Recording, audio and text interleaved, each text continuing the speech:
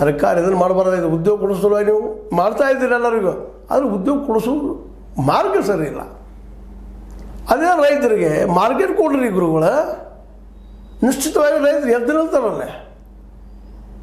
Market ಇಲ್ಲ ರೈತಗ, ಬೆಂಬಲ ಬೆಲೆ ಕೊಡ್ತಿಲ್ಲ ಅಂತೇಳಿ ಘೋಷಣೆ ಮಾಡ್ತೀರಿ, ಕೊಡೋರು ಯಾರು? ನೀವು ಕೊಡ್ತೀರಾ?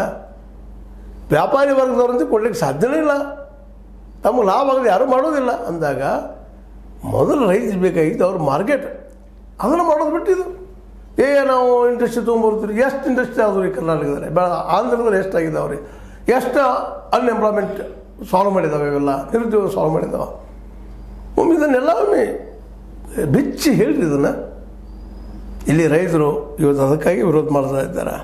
ಒಂದು ಕಾಲಕ್ಕಿಂತ ಸಿದ್ದರಾಮಯ್ಯನವರು ನಮ್ಮ ಬೆಳಗಲಪುರ ನಾಗೇಂದ್ರ ಅನ್ನುವಂಥ ರೈತರು ಹೇಳ್ತಾರೆ, ಸಿದ್ದರಾಮಯ್ಯ ಹಿಂದೆ ಭೂ ಸ್ವಾಧೀನ ವಿರೋಧಿಸಿದ್ದರು, ಈಗ ಜನ ವಿರೋಧಿ ನಿಲ್ಲುತ್ತಾ ಇದ್ದಾರೆ, ಅಧಿಕಾರಕ್ಕೆ ಕಳ್ಕೊಳ್ಬೇಕಾಗುತ್ತದೆ. ಈಗಾಗಲೇ ತಿಕ್ಕಾಳಿಸೋ ಹೇಳೋದು ಕಾಂಗ್ರೆಸ್ನಲ್ಲೇ, ನನಗೆ ಕುರ್ಚಿ ಬೇಕು ಅಂತೇಳಿ. DKC ವರ್ಸಸ್ ಸಿದ್ದರಾಮಯ್ಯ, ಹಂಗೆ ಎಲ್ಲರೂ ನಾನು ಮುಖ್ಯಮಂತ್ರಿ ಆಗ ಒಂದೇ ಸೀಟ್. ಅದು ಎಷ್ಟು ಮಂದಿ ಕಾಂಪಿಟೇಷನ್ನ? ನಿಶ್ಚಿತವಾಗಿ ಅದ್ರ ಜೋಡಿ ಇದನ್ನು ರೈತರು ಕೂಡಿತ ನಿಶ್ಚಿತವಾಗಿ ಬಿದ್ದು ಹೋಗೋ ಗ್ಯಾರಂಟಿನ 2020 ಜನರಲ್ಲಿ ಮರಳಿ ನೀವು ಬರ್ತೀರೋ ಕನಸಗಾಲ ಬೇಡ ಅದನ್ನು ಅಂತೇಳಿ ರೈತರು ಮಾತಾಡಲಿಕ್ಕೆ ಆಶ್ಚರ್ಯ ಇಲ್ಲದಿಲ್ಲ.